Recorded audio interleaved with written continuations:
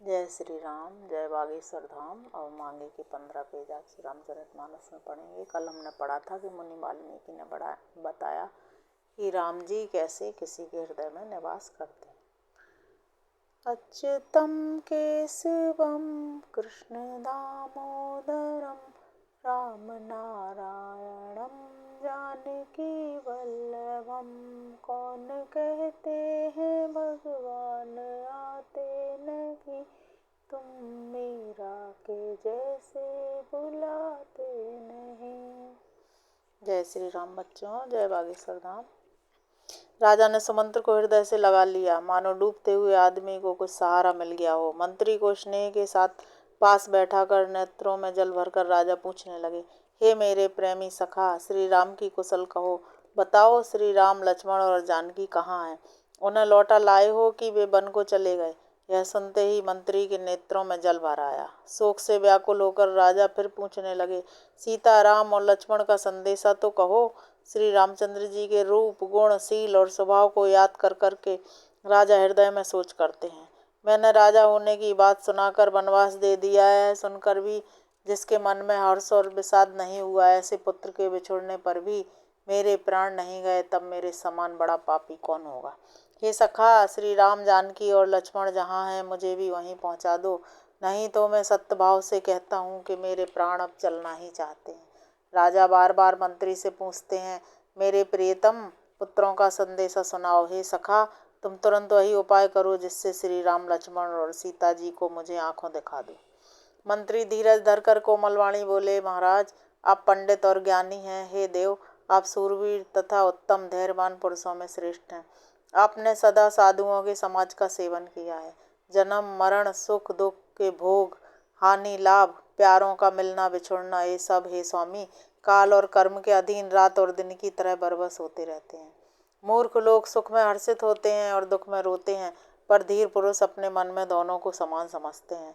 हे सबके हितकारी, आप विवेक विचार कर धीरज धरिए और शोक का परित्याग कीजिए। श्री राम जी का पहला निवास तमसा के तट पर हुआ, दूसरा गंगा तीर पर। सीता जी सहित दोनों भाई उस दिन स्नान करके जल पी कर ही रहे। केवट ने बहुत सेवा की, वह रात सिंगरौर में ही बिताई। दूसरे दिन सवेरा होते ही बड़ का दूध मंगवाया और उससे श्री राम, लक्ष्मण ने अपने सिरों पर जटाओं के मुकुट बनाए। तब श्री रामचंद्र जी के सखा निषाद राज ने नाव मंगवाई। पहले प्रिय सीता जी को उस पर चढ़ाकर फिर श्री रघुनाथ जी चढ़े। फिर लक्ष्मण जी ने धनुष बाण सजाकर रखे और प्रभु श्री रामचंद्र जी की आज्ञा पाकर स्वयं चढ़े। मुझे व्याकुल देखकर श्री रामचंद्र जी धीरज धरकर मधुर वचन बोले, हे तात, पिताजी से मेरा प्रणाम कहना और मेरी ओर से बार बार उनके चरण कमल पकड़ना।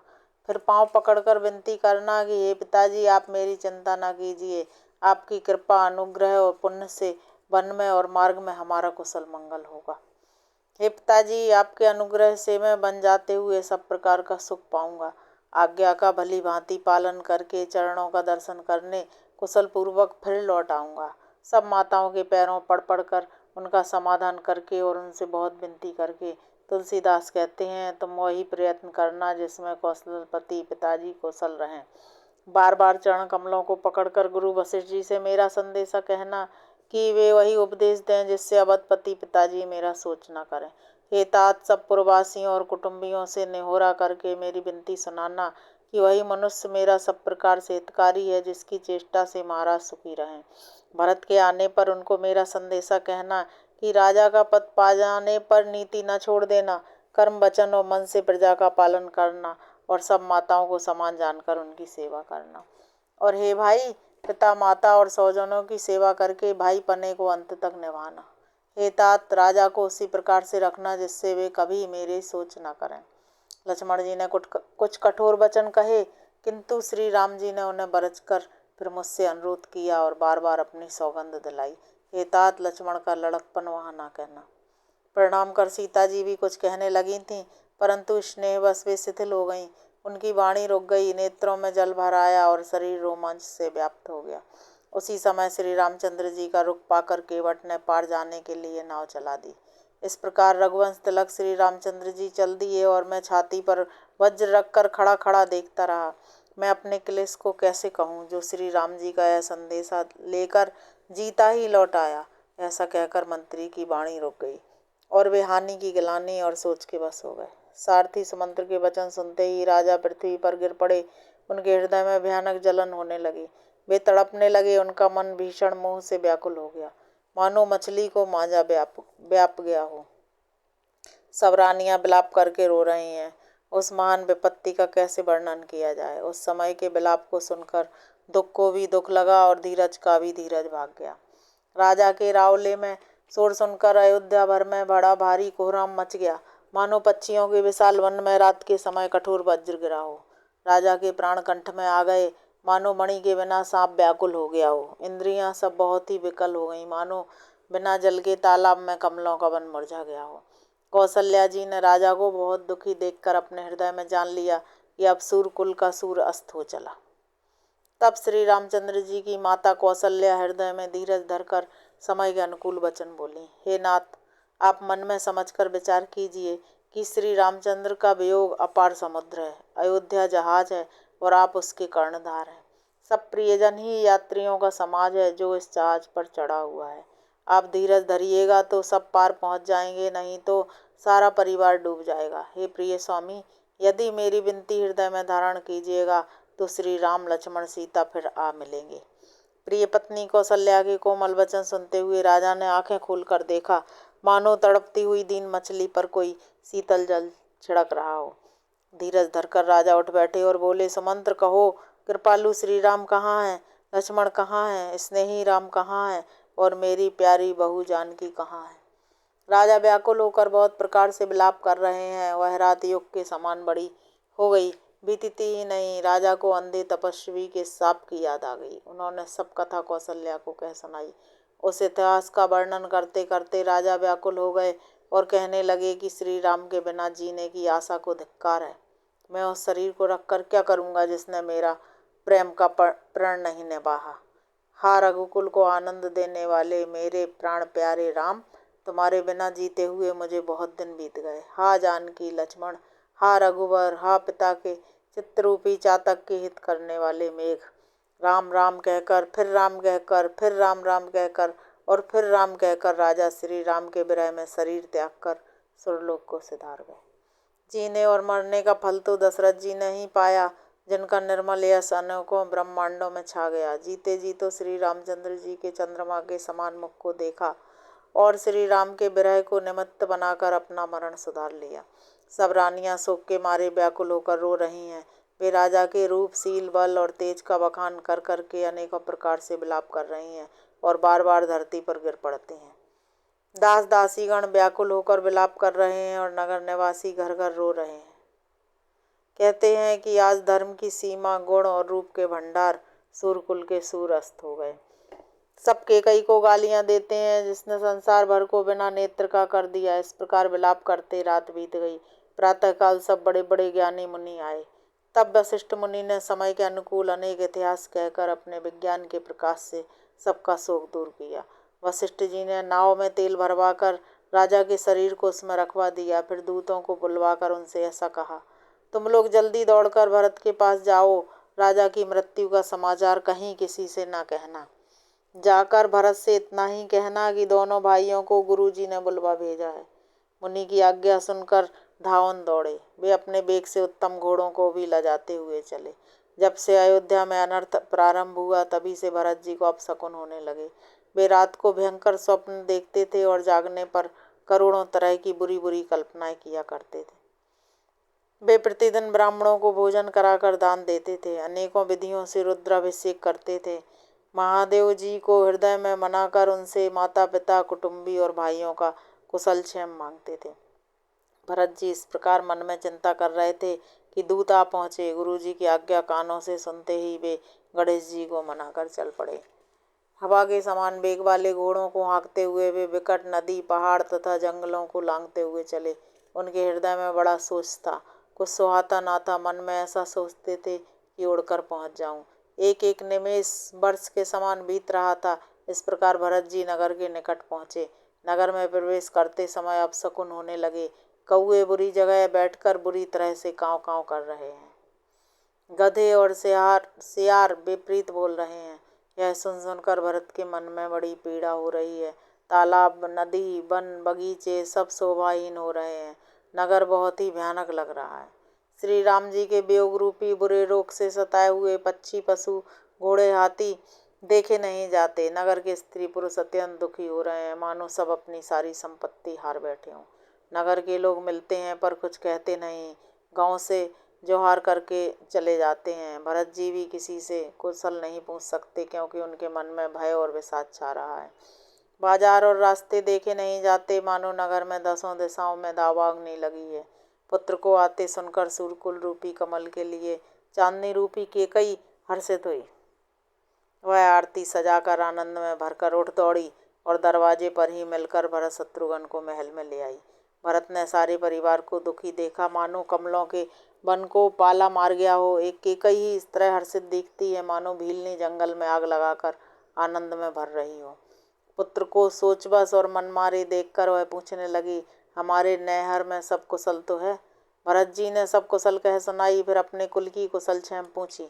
कहो पिताजी कहाँ हैं? मेरी सब माताएं कहाँ हैं? सीता जी और मेरे प्यारे भाई राम लक्ष्मण कहाँ हैं? पुत्र के स्नेहमय वचन सुनकर नेत्रों में कपट का जल भरकर पापनी केकई भरत के कानों में और मन में सूल के समान चुभने वाले वचन बोली। हे तात, मैंने सारी बात बना ली थी। बेचारी मंत्रा सहायक हुई, पर विधाता ने बीच में जरा सा काम बिगाड़ दिया। वह यह है कि राजा देवलोक को पधार गए। भरत यह सुनते ही विषाद के मारे बेबस हो गए, मानो सिंह की गर्जना सुनकर हाथी सहम गया हो। वे तात तात हा तात के पुकारते हुए अत्यंत व्याकुल होकर जमीन पर गिर पड़े। हे तात, मैं आपको चलते समय देख भी ना सका। आप मुझे श्री राम जी को सौंप भी नहीं गए। फिर धीरज धरकर वे संभल कर उठे और बोले, माता, पिता के मरने का कारण तो बताओ। पुत्र का वचन सुनकर केकई कहने लगी, मानो मर्म स्थान को पाँच कर उसमें जहर भर रही हो। कुटिल और कठोर केकई ने अपनी सब करनी शुरू से प्रसन्न मन से सुना दी। श्री रामचंद्र जी का बन जाना सुनकर भरत जी को पिता का मरण भूल गया और हृदय में सारे अनर्थ का कारण अपने को ही जानकर वे मौन होकर स्तंभित रह गए। पुत्र को व्याकुल देख कर केकई समझाने लगी, मानो जले पर नमक लगा रही हो। हे तात, राजा सोच करने योग्य नहीं है। उन्होंने पुण्य और यश कमाकर उसका पर्याप्त भोग किया। जीवन काल में ही उन्होंने जन्म लेने के संपूर्ण फल पा लिए और अंत में वे इंद्रलोक को चले गए। ऐसा विचार कर सोच छोड़ दो और समाज सहित नगर का राज्य करो। राजकुमार भरत जी यह सुनकर बहुत ही सहम गए, मानो पके घाव पर अंगार छू गया हो। उन्होंने धीरज धरकर बड़ी लंबी सांसें लेते हुए कहा, पापनी, तूने सभी तरह से कुल का नाश कर दिया। हाय हाय, यदि तेरी ऐसी ही अत्यंत बुरी रुचि थी तो तूने जन्मते ही मुझे मार क्यों नहीं डाला? तूने पेड़ को काटकर पत्ते को सींचा है और मछली के जीने के लिए पानी को उलीच डाला। मुझे सूर्यवंश, दशरथ जी पिता और राम लक्ष्मण जैसे भाई मिले, पर हे जननी, मुझे जन्म देने वाली माता तू हुई। विधाता से कुछ भी बस नहीं चलता। अरे कुमती, जब तूने हृदय में यह बुरा विचार ठाना, उसी समय तेरे हृदय के टुकड़े टुकड़े न हो गए। वरदान मांगते समय तेरे मन में कुछ भी पीड़ा नहीं हुई, तेरी जीभ गल नहीं गई, तेरे मुंह में कीड़े नहीं पड़ गए। राजा ने तेरा विश्वास कैसे कर लिया? विधाता ने मरने के समय उनकी बुद्धि हर ली थी। स्त्रियों के हृदय की गति विधाता भी नहीं जान सके। वह संपूर्ण कपट, पाप और अवगुणों की खान है। फिर राजा तो सीधे सुशील और धर्मपरायण थे, वे भला स्त्री स्वभाव को कैसे जानते? अरे जगत के जीव जंतुओं में ऐसा कौन है जिसे श्री रघुनाथ जी प्राणों के समान प्यारे नहीं हैं? वे श्री राम जी भी तुझे अहित हो गए। तू कौन है? मुझे सच सच कह, तू जो है सो है। अब मुंह में स्याही पोत कर उठकर मेरी आंखों की ओट में जा बैठ। विधाता ने मुझे श्री राम जी से विरोध करने वाले हृदय से उत्पन्न किया। विधाता ने मेरे बराबर पापी दूसरा कौन है? मैं व्यर्थ ही तुझे कुछ कहता हूँ। माता की कुटिलता सुनकर शत्रुघ्न जी के सब अंग क्रोध से जल रहे हैं, पर कुछ बस नहीं चलता। उसी समय भांति भांति के कपड़ों और गहनों से सजकर कुबरी वहां आई। उसे देखकर लक्ष्मण के छोटे भाई शत्रुघ्न जी क्रोध में भर गए, मानो जलती हुई आग को घी की आहुति मिल गई हो। उन्होंने जोर से तक कर कुबड़ पर एक लात जमा दी। वह चिल्लाती हुई मुंह के बल जमीन पर गिर पड़ी। उसका कुबड़ टूट गया, कपाल फूट गया, दांत टूट गए और मुंह से खून बहने लगा। हाय देव, मैंने क्या बिगाड़ा जो भला करते बुरा फल पाया? उसकी यह बात सुनकर और उसे नख से शिखा तक दुष्ट जानकर शत्रुघ्न जी झोंटा पकड़ पकड़ कर उसे घसीटने लगे। तब दयानिधि भरत जी ने उसको छुड़ा दिया और दोनों भाई कौशल्या जी के पास गए। कौशल्या जी मैले वस्त्र पहने हैं, चेहरे का रंग बदला हुआ है, व्याकुल हो रही हैं, दुख के बोझ से शरीर सूख गया है, ऐसी दिख रही हैं मानो सोने की सुंदर कल्पलता को वन में पाला मार गया हो। भरत को देखते ही माता कौशल्या जी उठ दौड़ी, पर चक्कर आ जाने से मूर्छित होकर पृथ्वी पर गिर पड़ी। यह देखते ही भरत जी बड़े व्याकुल हो गए और शरीर की सुध भुलाकर चरणों में गिर पड़े। माता, पिताजी कहाँ हैं? उन्हें दिखा दें। सीता जी तथा मेरे दोनों भाई श्री राम लक्ष्मण कहाँ हैं? कैकेयी जगत में क्यों जन्मी, और यदि जन्मी ही तो फिर बांझ क्यों न हुई? जिसने कुल के कलंक, अपयश के भाड़े और प्रियजनों के द्रोही मुझ जैसे पुत्र को उत्पन्न किया। तीनों लोकों में मेरे समान अभागा कौन है, जिसके कारण हे माता तेरी यह दशा हुई? पिताजी स्वर्ग में हैं और श्री राम जी वन में हैं। केतु के समान केवल मैं ही इन सब अनर्थों का कारण हूँ। मुझे धिक्कार है, मैं बांस के वन में आग उत्पन्न हुआ और कठिन दाह, दुख और दोषों का भागी बना। भरत जी के कोमल वचन सुनकर माता कौशल्या जी फिर संभल कर उठी। उन्होंने भरत को उठाकर छाती से लगा लिया और नेत्रों से आंसू बहाने लगे। सरल स्वभाव वाली माता ने बड़े प्रेम से भरत जी को छाती से लगा लिया, मानो श्री राम जी ही लौट कर आ गए हों। फिर लक्ष्मण जी के छोटे भाई शत्रुघ्न को हृदय से लगाया। शोक और स्नेह हृदय में समाता नहीं है। कौशल्या जी का स्वभाव देखकर सब कोई कह रहे हैं, श्री राम की माता का ऐसा स्वभाव क्यों न हो। माता ने भरत जी को गोद में बैठा लिया और उनके आंसू पोंछकर कोमल वचन बोली, हे वत्स, मैं बलैया लेती हूँ, तुम अब भी धीरज धरो। बुरा समय जानकर शोक त्याग दो। काल और कर्म की गति अमिट जानकर हृदय में हानि और गिलानी मत मानो। हे तात, किसी को दोष मत दो। विधाता मुझको सब प्रकार से उल्टा हो गया है, जो इतने दुख पर भी मुझे जिला रहा है। अब भी कौन जानता है उसे क्या भा रहा है। हे तात, पिता की आज्ञा से श्री रघुवीर ने भूषण वस्त्र त्याग दिए और बलकल वस्त्र पहन लिए। उनके हृदय में ना कुछ विषाद था न हर्ष। उनका मुख प्रसन्न था, मन में न आसक्ति थी न रोष। सबका सब तरह से संतोष कराकर वे वन को चले। यह सुनकर सीता भी उनके साथ लग गईं। श्री राम के चरणों की अनुरागणी वे किसी तरह रह ना सकें, किसी तरह न रहीं। सुनते ही लक्ष्मण जी भी साथ ही उठ चले। श्री रघुनाथ ने उन्हें रोकने के बहुत यत्न किए, पर वे ना रहे। तब श्री रघुनाथ जी सबको सिर नवाकर सीता और छोटे भाई लक्ष्मण को साथ लेकर चले गए।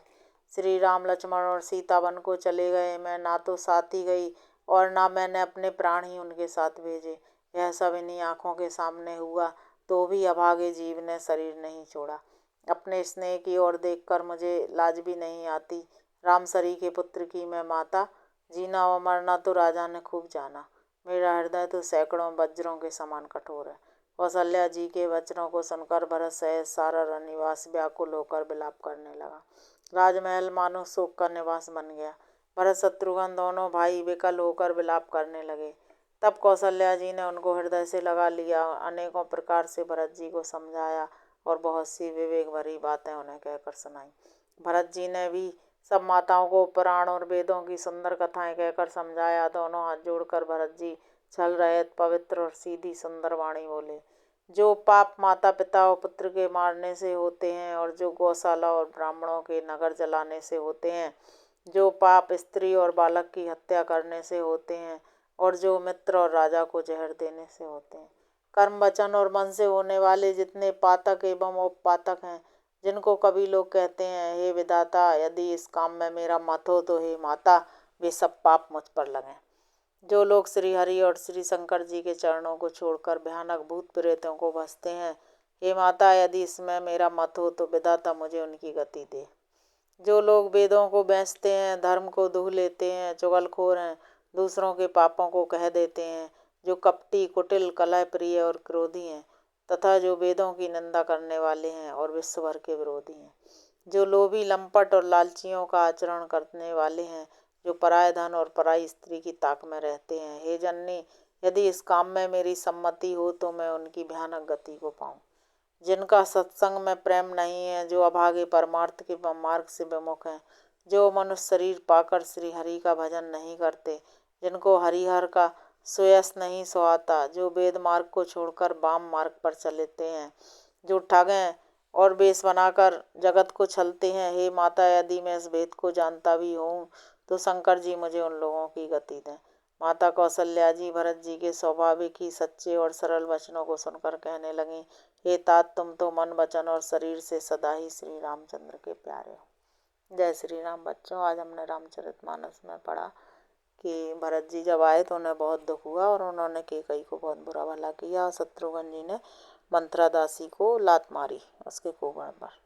जय श्री राम। जय बागेश्वर धाम। आगे के 15 पेज हम कल पढ़ेंगे। जय श्री राम।